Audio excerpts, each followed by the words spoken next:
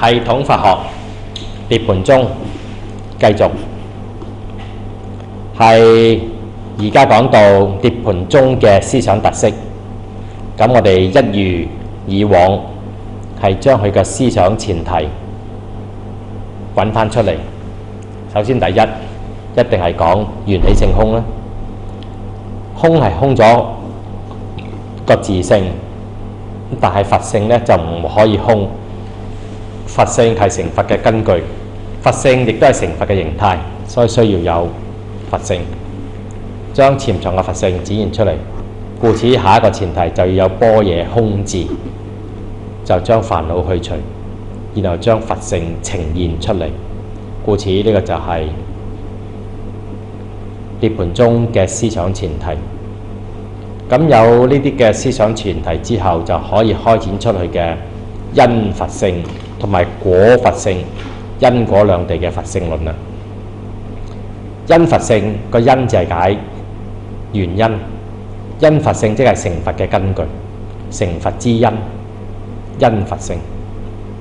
咁總共喺《大般涅槃經》裏面就係有4種嘅因佛性，有身因佛性、正因佛性、緣因佛性同埋了因佛性，總共4種。我畫咗一幅圖呢，就將因佛性同埋果佛性嘅關係表達出嚟。A0呢個就係個成佛嘅因，成佛嘅根據。然後 A1就係果佛性，成佛嘅形態，成佛嘅體斷，成佛嘅結果，就為之果佛性。乜嘢叫做正因呢？就係 A0呢個係一個正式成佛嘅因，由呢一個嘅根據讓佢產生 A1呢一個事物出嚟。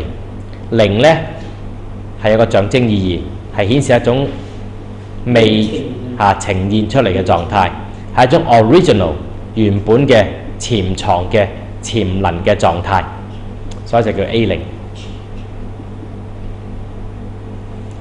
咁然後呢就身因呢就係將呢個正因由隱藏嘅狀態將佢起現出嚟，就生起出嚟，就為之由隱到顯，就係身因佛性。身因之所以生呢，就係因為呢有個 B， 有啲外在嘅條件、外在嘅因素，讓到佢由 A0嘅狀態實現展現出嚟。有邊兩個因素呢？就係緣因同埋了因，就係 B， 就係佛性以外嘅一啲嘅外在嘅因素，另外嘅因素。所以一個係 A， 一個係 B， 睇唔睇到啊？啲符號用得好精準啦。而 A0同 A1呢，就顯示佢自己本身嘅存在狀態，一個喺隱藏狀態，一個喺展現嘅狀態。喺未顯現嘅狀態就係 A0，喺潛能嘅狀態就係 A0。於是乎呢，實現出嚟嘅時候呢，咁就係變咗就係 A1啦。嗱，個身因呢，而家就寫咗喺呢個正因隔離嘅，幫我查咗佢，就寫喺 A0去到 A1呢支箭嘴嗰度，身因將佢生起啊嘛，就潛藏嘅狀態，生起到實現嘅狀態。呢度啊，話喺 A0去到箭嘴係生起嘛嚇，由0去到1，即係由潛藏去到實現嘅狀態，生起，由隱而去到顯，咁咪為之身咯。由隱去到顯，就為之身啦。顯就係個果佛性，隱就係個因佛性。點解佢會由隱轉化為顯呢？就因為有兩個因素嘅灌入，就係緣因同埋了因。了因就係般若智慧嘅完成，開悟咗，唔啊，呢個係原因呢，就係去修，就係實行，去實踐。我哋實踐嘅時候需要有智慧，我哋雖然有智慧，就要用出嚟，要行出嚟。知咗之後就要行，你行嘅時候就需要知，咁呢個就好比知行合一，了因係知，原因係行。佛教嘅實踐修行好多啦，你可以念佛啦，你可以禪修啦，你可以守戒律、八正道、37道品呢啲等等嘅各種嘅修行嘅名目，你又可以咧眾生無邊誓願度，去幫助別人等等啦。咁呢啲全部都係原因。咁樣呢個就係將因佛性佢裏面嗰種四因佛性就描述咗出嚟。你喺嗰度身因、正因、原因、了因，就為之四因佛性。你寫翻啦，呢個係四因佛性。因佛性，四因佛性。講完成佛嘅根據之後，就講成佛嘅果地、成佛嘅形態。成佛嘅果地呢，就係常樂我淨，呢個就叫做涅槃四德。你可以圈翻去，呢個為之涅槃四德，就係成咗佛一個佛性喺完成嘅狀態，有四種嘅特質，就係常樂我淨。咁好多人咧聽咗呢段之後咧就開悟，有好多人咧就學佛教，即係學原始佛教嘅階段，成日都知道講無常、講苦、講無我，同埋講呢個污染有咎，搞到自己成日都好似好消極、好負面咁樣。大般涅槃經據說係釋迦牟尼佛在人世間裏面臨離開之前所講嘅最後一本佛經。咁我諗大家都明白啦，係咪？當人呢去到最後階段，梗係最成熟啦。當去到最後階段臨走所講嘅嘢，梗係最重要啦。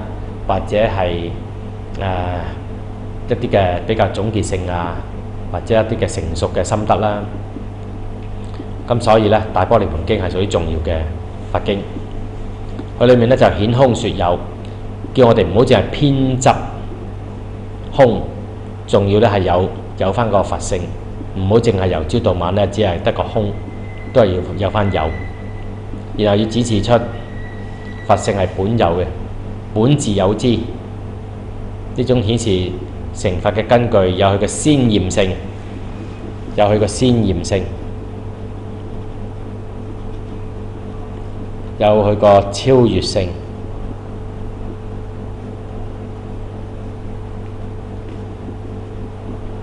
同埋呢，呢個為咗要確立呢眾生皆可成佛。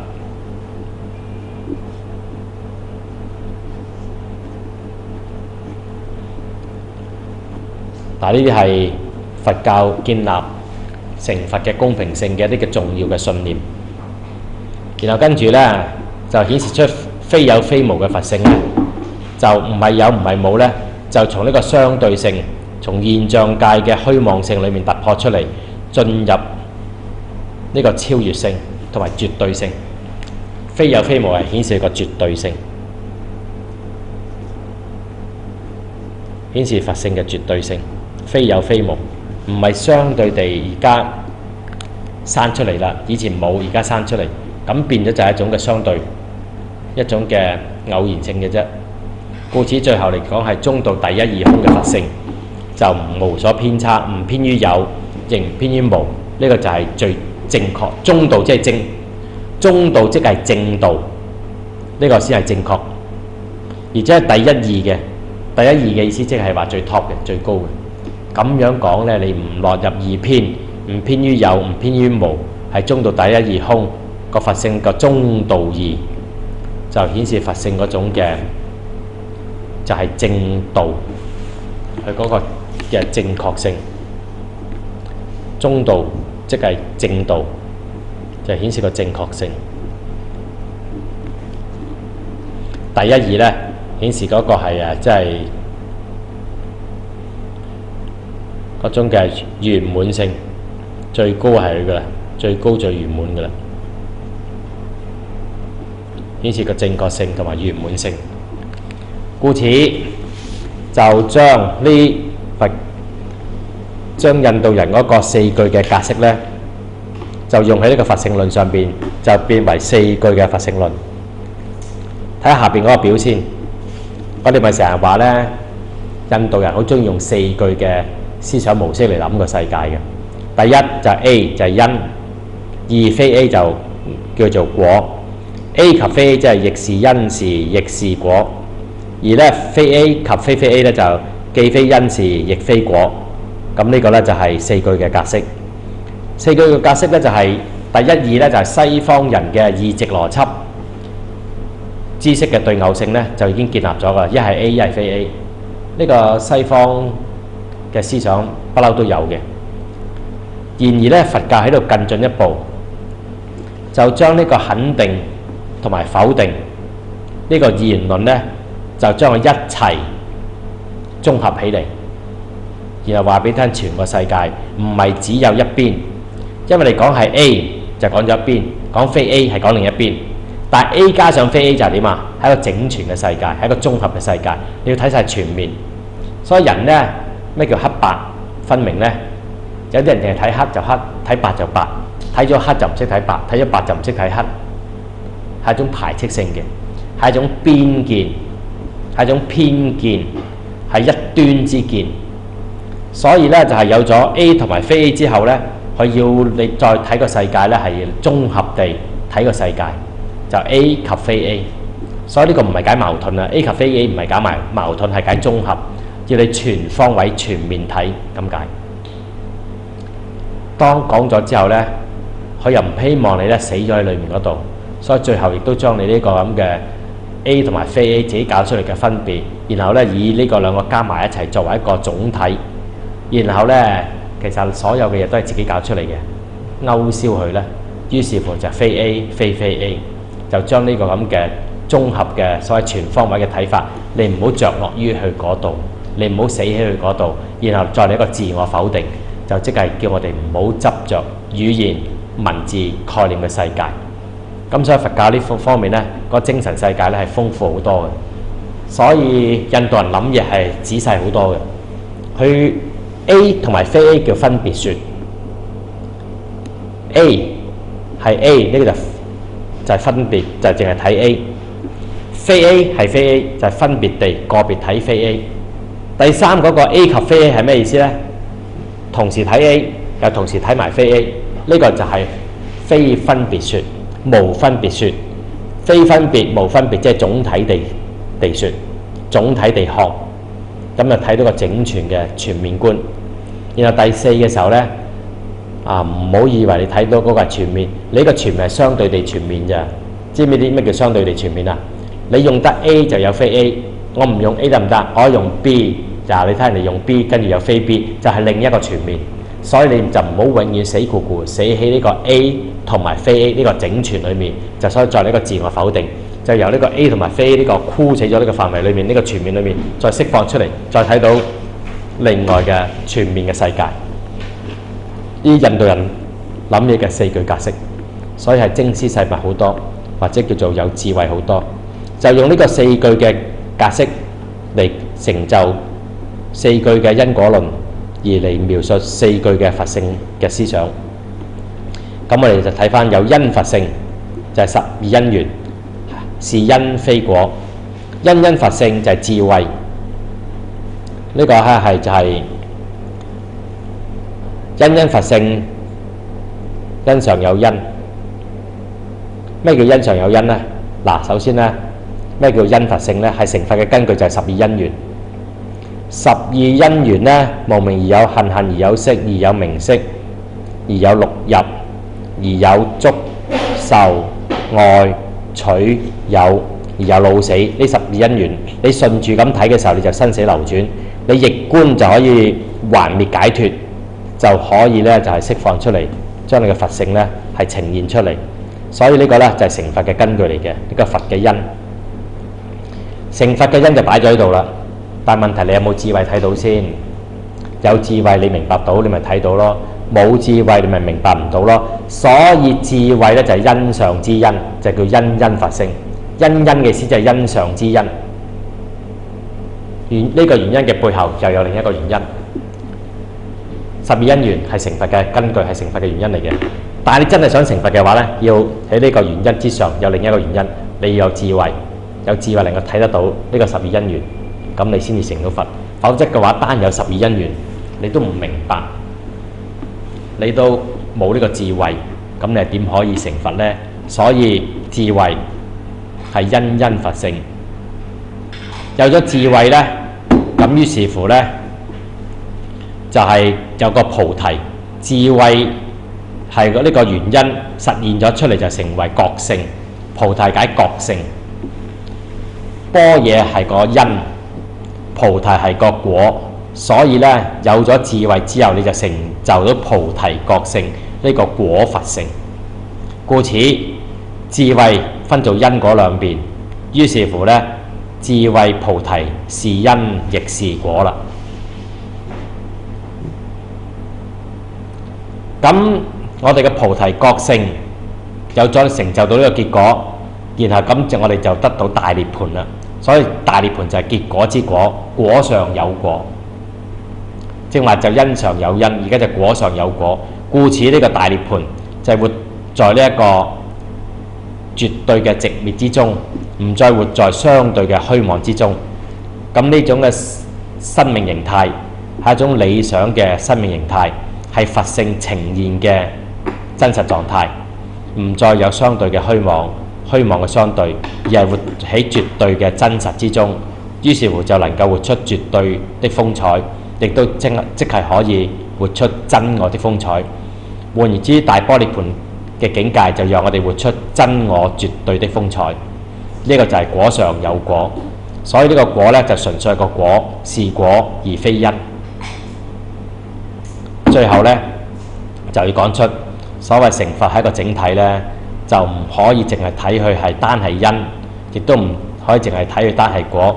佢係既非因是亦非果。咁於是乎呢，就將四句嘅格式就變為呢一個四句嘅佛性思想，以四句嘅因果格式嚟排列出嚟。你睇唔睇到係印度人先識咁樣諗嘢嘅？比咗我哋中國人呢，第一冇咁精絲細密，第二冇咁系統化，第三就冇呢句四句嘅架構嚟諗嘢。佢哋係用四句嘅架構，四句咧唔單止係佛教先用嘅，根本就係印度婆羅門教、印度傳統文化嘅思維格式嚟嘅。所以呢個傳統咧就係做一個 paradigm， 係一個思維嘅架構，係一個觀念嘅架構，讓印度人諗嘢嘅時候係環繞呢一個思維架構嚟去想問題，然後將唔同嘅問題放進唔同嘅內容。咁所以你睇咧嗰陣時講成實論中咧，咪四句四重義諦，全部都係咁嘅方式嚟砌出嚟嘅。呢四句嘅架構係好常用、好流行、好普遍，變為一個咧就係經常使用嘅架構，讓大家可以喺裏面咧就係用得着，填入唔同嘅內容。嗱，咁呢度咧就將涅槃佛性裏面嘅果佛性講咗一個四句佛性啦，跟住再加多一個第三行喺度加，就叫做係三身佛性。三身佛性加落去，加呢個第三。講完二講三，三身佛性。呢個亦都係成佛嘅果地嘅形態。咩為之三身佛性呢？就係成佛之後呢，我哋咪話有個正因嘅，係咪？有個正因，呢個正因呢，就係因佛性實現咗出嚟咧，就成為一個果佛性。有因就有果，如是因如是果，就有個就係有個報應，個就係報身佛性。呢個報身佛性嘅具體內容呢，就係個法身，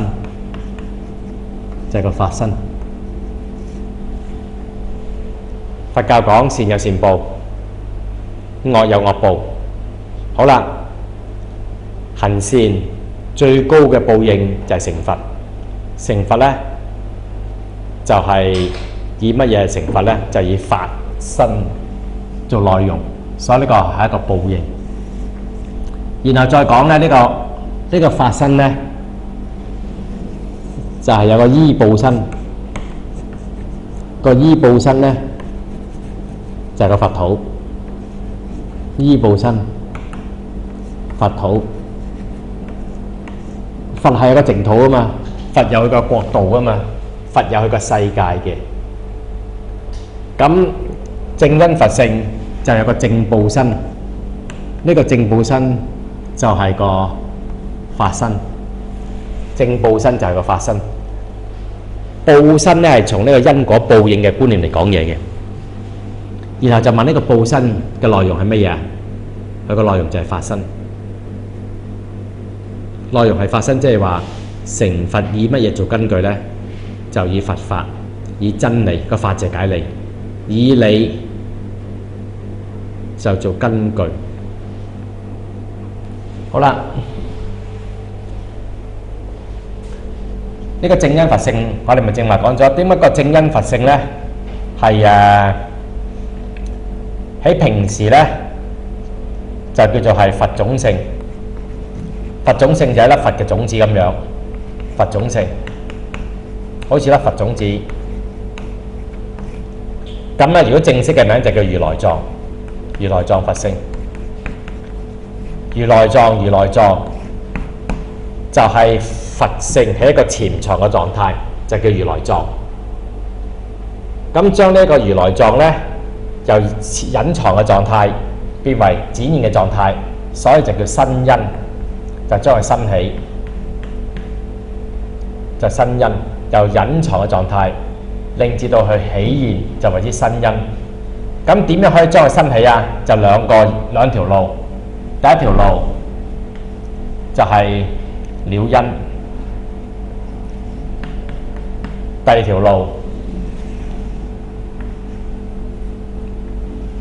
條路呢係緣因。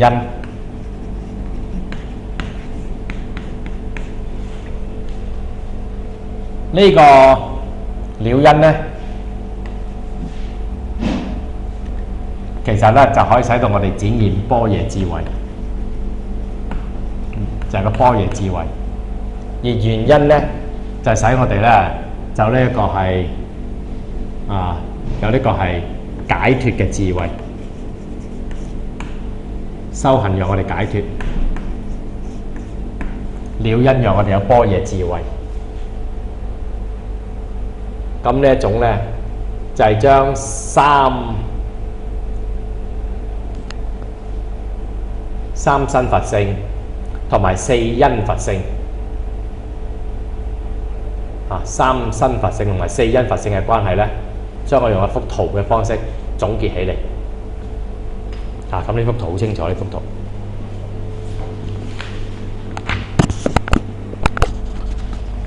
另外最後一身咧，就係佢有咗報身，有咗法身之後，就有個化身。化身即係變化身，可以變化出唔同嘅形象嚟接引眾生，咁就為之化身。咁於是乎三身佛性、報身、法身同埋化身。化身係要嚟相應地眾生無邊誓願度，所以成佛之後唔係冇嘢做。點解觀音要千眼千手呢？就有象徵意義，即係話咧要救度多數嘅眾生咁嘅意思。另外咧，四因佛性咧就都有晒啦。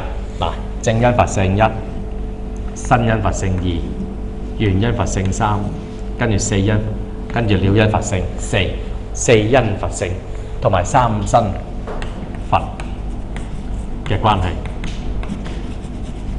四因佛性與三新佛性嘅關係，全部都係講佛性論。呢個係呢幅圖係講緊四因佛性同三身佛性之間嘅關係。你睇到咧就比如來藏咧精彩好多。如來藏係點啊？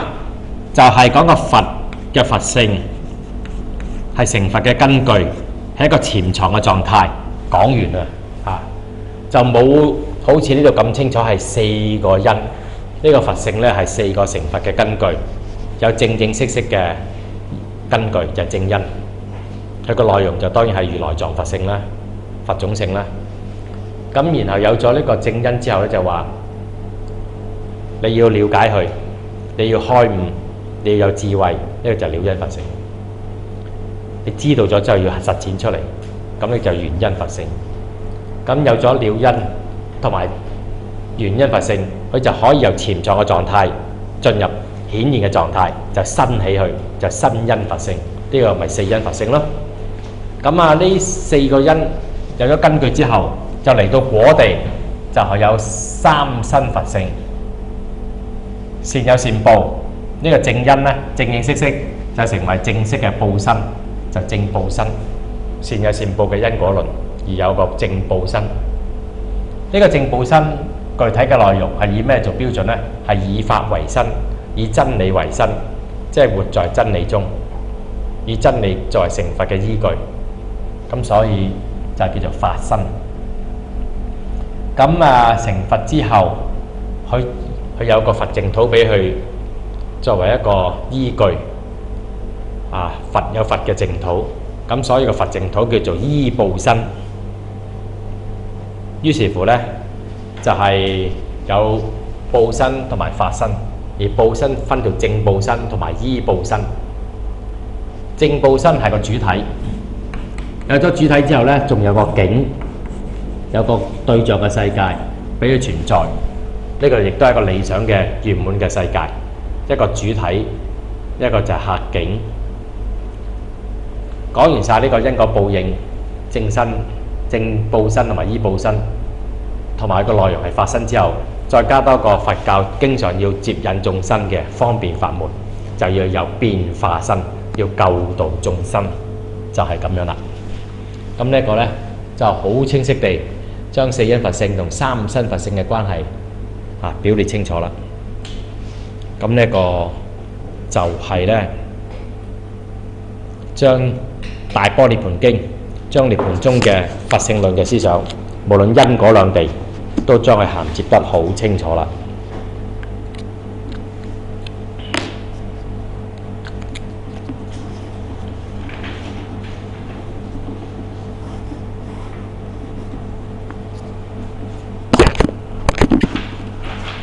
已經講晒涅槃中嘅佛性論嘅思想架構，亦都作咗內容上嘅開展。而家最後做一個簡單嘅評論。佢嘅貢獻《涅槃經》將佛陀圓熟嘅階段嘅佛性論，我哋睇到相對於如來藏系統講佛性論呢，真係精絲細密好多嘅。無論喺因嘅觀念、成佛嘅根據上邊，開出呢就係三因佛性。然後呢，從成佛嘅存在上面呢，因係四因佛性而喺呢個係成佛嘅形態上面呢，有三身佛性。咁呢啲呢，就係如來藏呢未有咁精絲細密嘅思想。如來藏中呢，最大嘅貢獻就係要嚟論證眾生皆有如來藏，眾生皆有佛性，就係將成佛嘅根據、成佛嘅公平性、成佛嘅普遍性、成佛嘅必然性、成佛嘅超越性建立起嚟。呢個就係如來藏嘅最重要處理嘅問題。而涅槃經呢，就係將佢呢個因成佛嘅根據作出咗好細緻嘅概念上嘅內容上嘅分析，然後亦都推向成佛嘅果地三因佛性嘅成佛之後有唔同嘅存在形態。咁我哋正話幅圖呢，已經詳細地展示咗呢個架構。咁然後呢，就係成佛論嘅根據開出嘅主客嘅唔同。咁有呢一個主體嚟講，成佛有佢個正報身，同埋有佢個依報身。咁呢種咧就係一種嘅主體因素同埋外在因素都考慮在內。點解成佛咧會有個佛土咧？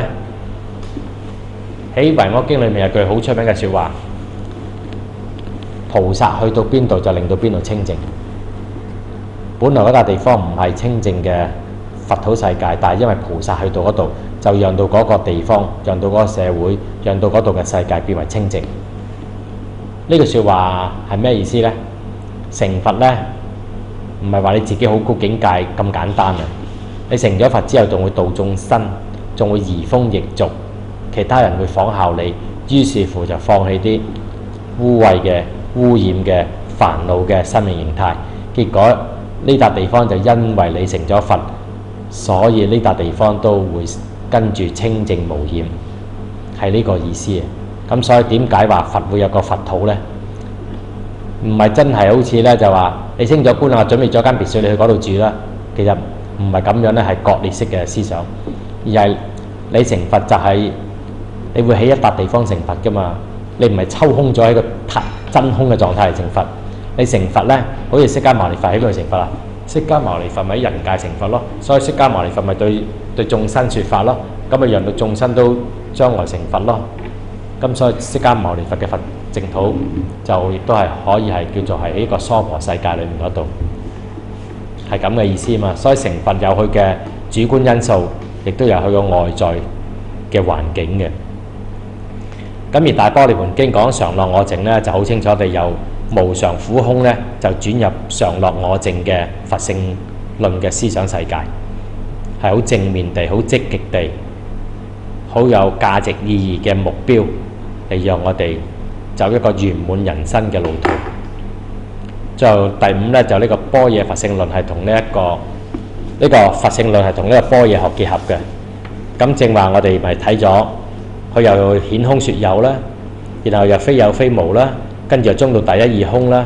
咁呢啲全部都係般若嗰種嘅消解執着，然後咧係對偶否定，然後中到第一義。咁呢啲全係般若學嘅方法論嚟嘅，係般若空智融入起用佛性論嘅思想而開展出嚟嘅。咁所以就為之係佛性論同般若學結合。喺我嘅佛家哲理通釋裏面嗰度，就係有一章係專係講佛性論咧，就將呢一個詳細嘅論證過程咧係寫咗出嚟嘅，大家可以參考一下。咁而家我本佛性論而家就開始即係重新再版過，已經喺格局裏面重新修正好。咁希望咧1年半載之內咧可以出到啦。咁跟住涅槃中講到咁樣，係咪已經係圓滿晒咧？有冇一啲嘅問題未處理咧？所以做評論嘅時候講咗貢獻之後，仲會講佢嘅局限。第一，佢點樣由三乘人歸向一佛乘嘅思想咧？喺呢個大般涅槃經冇講呢啲嘅方便法門嘅。點樣呢個係涅槃佛性？點解最後人人都要走向涅槃佛性咧？點解三乘人、大乘、小乘最後都歸於一佛乘咧？呢啲就唔係佢要面對嘅問題，亦都係冇處理嘅問題。所以呢啲問題就由《妙法蓮華經》去處理。第二個問題就係成佛嘅境界未能夠開展至盡，未能咧圓融。於是乎咧就係呢個係《華嚴經》，係華嚴中嘅法界觀嘅空間。《華嚴經》就係講成佛嘅果地，講呢個華嚴法界嘅形態、華嚴法界嘅思想，就將嗰種嘅圓滿無盡、圓融無礙，講嗰種嘅四法界呢個係事理無礙、事事無礙嘅圓融嘅境界。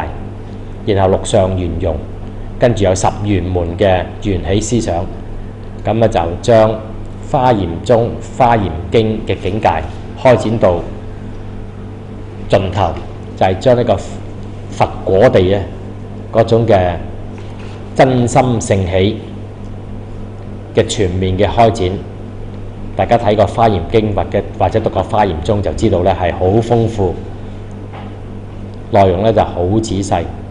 故此有句説話就話：未讀過《華嚴經》就唔知道佛教嘅富貴。呢個富貴係指思想上面嘅富貴，佢係集大成嘅，係綜合性嘅，相當之即係堂皇嘅，精絲細密嘅。第三，因佛性具觀念上嘅重複性同埋混雜性。嗱，喺茂山對《涅槃經》嘅批評咧，就話呢四因佛性咧就重重複複咧，佢本身係重重複複嘅，有時咧就係新因佛性同正因佛性嘅思想差唔多，有時新因同了因就差唔多，有時了因同呢個原因就差唔多。陳老師咧已經係去蕪存菁，將佢重新整理過，重新定個位，將呢四因佛性咧擺到咁清晰。如果接受陳老師重新將《大般涅槃經》呢四因佛性重新擺位嘅話咧，咁就阿茂山嘅批評咧就可以避免咗啦。因為事實上《大般涅槃經》真係有好多複雜，有好多重複嘅地方，有好多混雜嘅地方，呢個係事實。難怪天台宗後來咧淨係要三因佛性，唔要四因佛性。但係在我哋睇天台宗咧就唔要咗個新因，就淨係講正因、了因、原因。咁因為天台宗嘅哲學咧係三角形嘅，就係空假宗啊，記唔記得啊？即係空即假即中，由對立之中而超升上咗去，由超升之中而回歸。所以咧天台宗佢本身因為佢嗰個思想模式咧係三角形，空假中呢個講過好多次啦，由對立之中而超升，由超升之後就回歸。咁嗰種嘅係上下就周遍，出入就自如。天台宗係咁樣嘅三角形嘅模式，所以佢只係需要咧三因佛性，就唔需要咧四因佛性。係佢個思想嘅架構、思想嘅構造、佢個思想嘅模式，令到佢咧只係需要三因佛性，所以佢就唔要四因佛性。但係大家如果聽明咗或者睇明咗黑板畫嗰個嘅四因佛性個架構，而又將新因佛性重新定位嚟解釋嘅話咧，係咪四因佛性都好各自有獨立嘅意義同埋價值，而唔係重複啦？咁呢個當然咧就《大般涅槃經》就事實上真係自己本身咧就有混雜有重複，但係咧就經陳老師嘅概念上嘅釐清同埋重新嘅定，重新嘅修訂嘅話咧，咁其實我覺得四因佛性咧係更加精密嘅。第四，四句佛性嘅嚴密關係未能夠清晰關聯起嚟。正話我解嗰個四句因嗰度咧，都好多時咧係借助咗咧三論宗吉藏嘅解説。本身《大般涅槃經》裏面咧就解釋得比較粗略啲嘅，到後來嘅時候，三論宗亦都係用呢個四句嘅因果嘅格式，然後將四句嘅佛性思想將佢作內容上邊嘅説明。咁就係大家都知道啦，陳老師另一份嘅博士論文就係寫三論宗啊嘛。咁對呢方面亦都係即係喺詳細內容上面亦都係好清楚。咁你要睇一睇咧，咁到日後三論宗就將呢個四句佛性嘅嚴密關係同埋清晰嘅內容開展出嚟。咁所以咧仲有去發展嘅空間。個書我有本書喺三論宗獨立本書啊。有幾本書咧，就係都係介紹三論宗嘅。第一就係香港大學嗰個廖宗慶教授咧，就曾經寫過加長吉藏三論宗，大約咁嘅名啦。另外台灣大學楊惠南教授又寫過一本書叫做吉藏。咁就係呢兩本書比較係有啲水平嘅，都係大學教授咧係寫嘅書。楊惠南嗰本就好啲，佢係哲學系嘅教授，而香港大學嗰個咧就因為佢係文學出身嘅，所以咧佢啲即係碩士嘅時候咧，就係唔同哲學式嘅訓練咧，冇咁架構性同埋清晰同埋精絲細密，主要就係資料敘述性。而呢兩位教授佢哋所能夠做到嘅水平呢，就係描述式、敘述式同埋讚賞式。而陳老師做到呢，就係分析性、評論性，同埋將佢呢補足，同埋將佢呢發展。咁呢個呢，就係呢個更加 philosophical， 更加哲學性。呢本書未出，但係都要預備呢2-3年之內會出啦。好，今晚講到呢度。